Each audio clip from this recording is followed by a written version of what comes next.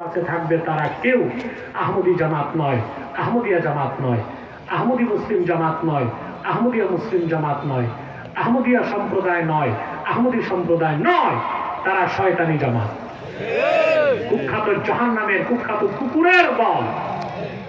আমাদের সকল দলের একটাই দাবি, অনতি বিলম্বে স্বাধীন বাংলায় শয়তান কাদিয়ানীদেরকে রাষ্ট্রীয়ভাবে অমুসলিম ঘোষণা করতেই হবে, করতেই হবে, করতেই হবে।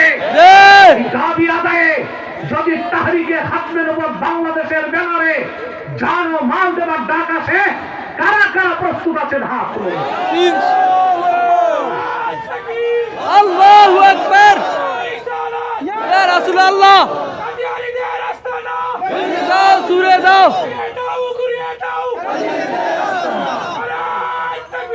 আল্লাহু আকবার, ইয়া রাসূলুল্লাহ। আমার ভাইরা, তাদেরকে অর্থনৈতিক সহযোগিতা করবেন না, করবেন? জি না, করেন? জি না, জি করেন। প্রাণ কোম্পানির যত জিনিস তাদের, সেজান কোম্পানির জিনিস তাদের, আরএফএল এর পণ্যগুলো তাদের, প্রথম আলো, ডেলি স্টার, কালের কণ্ঠগুলো তাদের। এগুলো নৈতিক দায়িত্ব হিসেবে ধরবেন না, কিনবেন না, বেচবেন না, মনে থাকবে। জি। আরেকটি অমুসলিম সম্প্রদায় আমাদের তিনটি স্বার্থের বিরুদ্ধে কাজ করছে। এটা হচ্ছে খ্রিস্টান মিশনারি, ছদ্মনাম এদের ঈসাই তরিকা। ঈসাই তরিকা। এরা খ্রিস্টান, এরা দাড়ি রাখে, টুপি লাগায়। এদের পুরো নাম হচ্ছে ঈসাই তরিকা ভুক্ত মুসলমান। বলেন নাউজুবিল্লাহ। নাউজুবিল্লাহ। মানুষকে খ্রিস্টান বানায় বলে তুমিও মুসলমান, তবে ঈসাই মুসলমান। বলে এর অর্থ কি? বলে তুমি ঈসার উম্মত মুসলমান। নাউজুবিল্লাহ। ঈসার উম্মত মুসলমান না খ্রিস্টান? খ্রিস্টান। গত 16-17 দিন আগে রংপুর হারাগাছে খ্রিস্টান মিশনারি 300 মুসলিমকে খ্রিস্টান বানাইছে। এক একজনকে দিছে মাত্র বড়দিন উপলক্ষে 45,000 টাকা। কত? আমার বুঝে আসে না, বাংলাদেশের জঙ্গি সংগঠনের নামে কত সংগঠনকে নিষিদ্ধ করা হলো, কিন্তু খ্রিস্টান মিশনারি এভাবে মানুষকে খ্রিস্টান বানাচ্ছে। আগামীতে আমাদের স্বাধীনতায় হাত দিবে, তাদেরকে কেন নিষিদ্ধ করা হয় না? করা উচিত কিনা? মানে খ্রিস্টান মিশনারি রংপুর হারাগাছে এক এলাকায় 300 মুসলিমকে খ্রিস্টান বানাই করছে। বড়দিন উপলক্ষে এক একজনকে দিয়েছে মাত্র 45,000। আমাদের আলেম সাহেবরা দাওয়াত খায় আর ঘুমায়, খোঁজ নাই। তাহরিক খ্রিস্টানদের বিরুদ্ধে কাজ করে যাচ্ছে এবং আমরা সেখানে কর্মসূচি দিয়েছি, আমি নিজে যাচ্ছি ইনশাআল্লাহ। রংপুর হারাগাছে। তো এই যে খ্রিস্টান মিশনারি, তাদের সুদূর প্রসারী চিন্তা হচ্ছে আপনার ভারতের মিজোরাম, বাংলাদেশের পার্বত্য চট্টগ্রাম আর মায়ানমারের আরাকান, ওইটা আলাদা করে একটা বাফার জোন বানাবে, আর বাকি কয়েকটা এলাকা নিয়ে একটা খ্রিস্টান রাষ্ট্র বানাবে। এটা হচ্ছে পশ্চিমাদের প্ল্যান, প্রসারী চক্রান্ত। তো আমরা যদি এখন এই খ্রিস্টানদের বিরুদ্ধে, মিশনারির বিরুদ্ধে ঐক্যবদ্ধ না হই, তাহলে আমরা কিন্তু দেশের একটা অংশ হারিয়ে ফেলতে পারি। এই ক্ষেত্রে এক হবেন, স্বাধীনতা রক্ষায় এক থাকবেন। 3, আরেকটা বাতিল ফেরকা মাথা চারা দিয়েছে, হিজবুত তাওহীদ। এটা আসলে হিজবুত তাওহীদ না, হিজবুত শয়তান। এদের কাজ একটাই, জনগণকে আলেম ওলামা থেকে সরায় দেয়। ওদের প্রচার একটাই, যে আলেমরা সব ধর্ম ব্যবসায়ী, যেন জনগণ আলেমদের দিকে সরে যায়। তার কারণ আপনারা জানেন যে বকরির পালে রাখাল নাই, ওই বকরি যায় বাঘের পেটে। আর যে কওমের নেতৃত্বে আলেমরা নেই, ওই কওম যায় বিজাতির খপ্পরে। হিজবুত তাওহীদের ব্যাপারেও সাবধান থাকবেন। পারবেন তো ইনশাআল্লাহ? ইনশাআল্লাহ। আল্লাহ আমাদের কবুল করুন, আমিন, মঞ্জুর করুন, আমিন। আহলে হাদিস এখন যারা দাবি করে, এরা কেউ আহলে হাদিস না, এরা লামাযহাবী। আহলে হাদিস কারা? প্রশ্ন আসে, উত্তরটা দিচ্ছি। সুন্দর প্রশ্ন করছে, তাহলে এই কথাগুলো মনে থাকবে। জি। আল্লাহ আমাদের কবুল করুক, আমিন, মঞ্জুর করুক, আমিন। আর সুদ ঘুষ থেকে বাঁচবেন তো ইনশাআল্লাহ। আমাদের চেয়ারম্যান সাহেব প্রশ্ন করেছে আহলে হাদিস কারা। পৃথিবীর কোথাও এখন আহলে হাদিস বলতে কিছু নাই, যেটা আছে এটা লামাযহাবী, ফিরকা লামাযহাবিয়া। আহলুল হাদিস কারা? আহলুল হাদিস বলা হতো বুখারী, মুসলিম, তিরমিজি, নাসাই, ইবনে মাজাহ, আবু দাউদ, ইমাম জুহরি, আব্দুল্লাহ ইবনে মুবারক, সুফিয়ান ইবনে উয়াইনা, সুফিয়ান সাউরি, এইরকম যারা মুহাদ্দিস ছিলেন 1000 বছর আগে, 1200 বছর আগে, 1250 বছর আগে, তাদেরকে বলা হতো আহলুল হাদিস। কি করতেন তারা?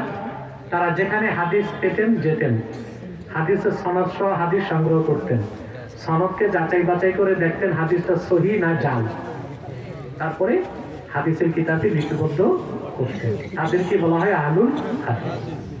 তো এই আহলুল হাদিস যারা, এদের মধ্যে ইসলামিক ঐতিহাসিকদের মধ্যে সর্বনিম্ন যাকে ধরা হয় মুহাদ্দিস হিসেবে তিনি আব্দুল হক মুহাদ্দিস দেহলভী। 450 বছর আগে ইন্তেকাল করছেন। এরপর পৃথিবীতে কোনো আহলে হাদিস, আমরা হাদিসের অনুসরণ করি। কথা বুঝতে পারছেন? আর যারা আহলে হাদিস ছিলেন তারা নিজেদেরকে আহলে হাদিস পরিচয় দিতেন না। যেমন একজন মুফাসসির কি বলে, যদি জিজ্ঞেস করেন এনায়েতুল্লাহ আব্বাসী আপনি কি, আমি বলবো আমি মোহাম্মদ এনায়েতুল্লাহ আব্বাসী, না বলবো নাম বলবো মুফাসসির? আমার কাজ হচ্ছে তাফসীর করা। তো যারা নিজেদেরকে আহলুল হাদিস বলতেন তারা নিজেদেরকে ফেরকা হিসেবে পরিচয় দিতেন না যে আমরা আহলুল হাদিস।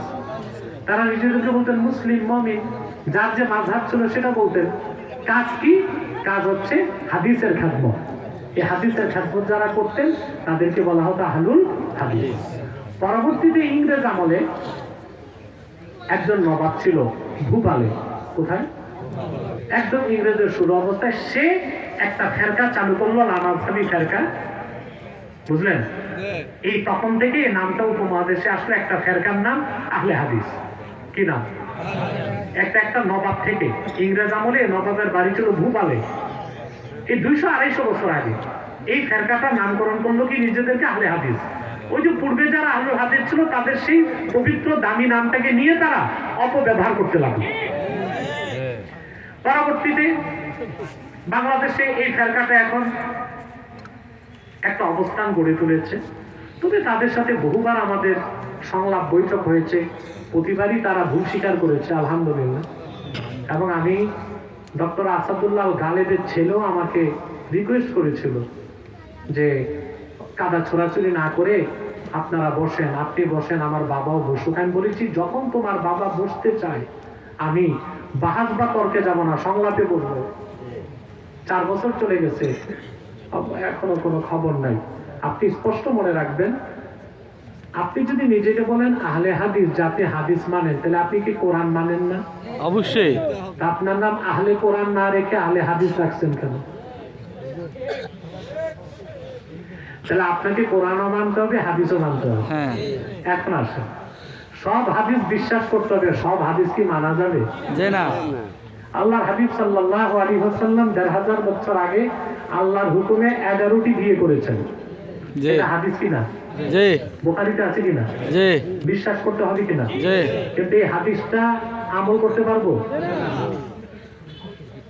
আমাদের জন্য 4টা। কয়টা? একটা। লাগলে পারলে 2টা, লাগলে পারলে 3টা, লাগলে পারলে 4টা। এই যে অনেক মৌলবী কয় 4 বিয়ে সুন্নাত, এটা কোনো কিতাবে নেই। আল্লাহ বলেছেন ফানকিহু মা তাবা লাকুম মিনান নিসাই মাসনা ওয়া সুলাসা ওয়া রুবা ওয়া ইন খিফতুম আল্লা তা'দিলু ফাওয়াহিদা।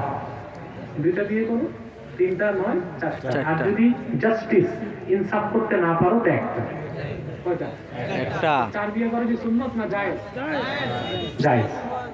কিন্তু আল্লাহর হাবিব সাল্লাল্লাহু আলাইহি সাল্লাম আল্লাহর হুকুমে বিয়ে করেছেন কয়টা? 11টা।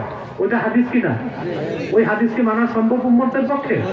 তা দেখা যায় সব হাদিস বিশ্বাস করা যায়, মানা যায় না। সব সুন্নাত মানতে হয়। এই জন্য আমাদের নাম আহলে হাদিস না আহলে সুন্নাত। আসেন আরেকটা উদাহরণ দিই আপনাকে। বুখারী শরীফের হাদিস, রাসূলুল্লাহ সাল্লাল্লাহু আলাইহি ওয়াসাল্লাম বলেছেন, হাদিসটি বর্ণনা করছেন হযরত ওমরের ছেলে, না হযরত ওমরের ছেলে ইবনে ওমর। ইবনে ওমর থেকে বর্ণনা করছেন নাফে। নাফে বলেন যে আল্লাহ হাবিব সাল্লাল্লাহু আলাইহি ওয়াসাল্লাম হুকুম করেছেন নামাজের রুকুতে সিজদায় ওঠার আগে, যাওয়ার আগে রফিয়া দেন করতে। কি করতে? এই হাদিসটা বুখারী শরীফে আছে। কথা বুঝুন। বর্ণনা করছেন কে? আব্দুল্লাহ ইবনে ওমর। কিন্তু আমরা হানাফি যারা তারা কি রফেদান করি? একবার করি, বারবার করি যে না কেন করি না? আমরা হাদিস পেয়েছি আব্দুল্লাহ ইবনে আব্বাস থেকে। আব্দুল্লাহ ইবনে আব্বাস যে হাদিস বর্ণনা করছেন ওইটা আবার আছে বুখারীর ওস্তাদ আহমদ বিন হাম্বল যে মুসনাদ সংকলন করছেন মুসনাদে। হাদিসটা কি? আব্দুল্লাহ বিন আব্বাস বলেন, আশারাতুন মান শাহিদা লাহুম রাসূলুল্লাহ সাল্লাল্লাহু আলাইহি ওয়াসাল্লাম আল জান্নাতা মা কানু ইয়ারফাউনা আইদিয়াহুম ইল্লা ফি ইফতিতাহিস সালাহ। আব্দুল্লাহ বিন আব্বাস বলেন, আমি আশারা মুবাশশারা 10 জনের পিছে নামাজ পড়ছি, তাদের একজনকেও কোনোদিন আমি একবার তাকবীর তাহরিমা ছাড়া দ্বিতীয়বার হাত তুলতে দেখি নাই। এবার আসেন, একটা হাদিস আসছে বুখারীতে ইবনে ওমর থেকে রফেদানের পক্ষে, আর আমরা যেটা হাদিস বললাম এটা আসছে মুসনাদে, ওইটা আবার বুখারীর উস্তাদ আহমদ বিন হাম্বলের বর্ণনা, ওখানে একটা রফেদান করা। এখন কোনটা আমল করব? দুইটাই তো হাদিস, যে কথা বলেন। এখন মনে করেন যে জীবনও হাদিস পড়ে নেই, মাদ্রাসায় যায় না, আন্ডা ব্যাপারী, রসুন ব্যাপারী, চাইলের আরবদার, এ যদি কয় আমি মাযহাব মানি না আহলে হাদিস, এটা কি হয়? এর মাথায় সুপারি রেখে ওটা দেওয়া দরকার না? আরে ভাই, দুটাই সহিহ হাদিস, এখানেই মাযহাব লাগে। আমরা কেউ ব্যক্তি আবু হানিফার পূজা করি না, আবু হানিফার অনুসরণও করি না, তার ব্যাখ্যাটা নিচ্ছি। ব্যাখ্যাটা নিচ্ছি। এখন ইমাম আজমের ব্যাখ্যা কি? ইমাম আজম এবং অন্যান্য ইমামগণ উসুলে হাদিসের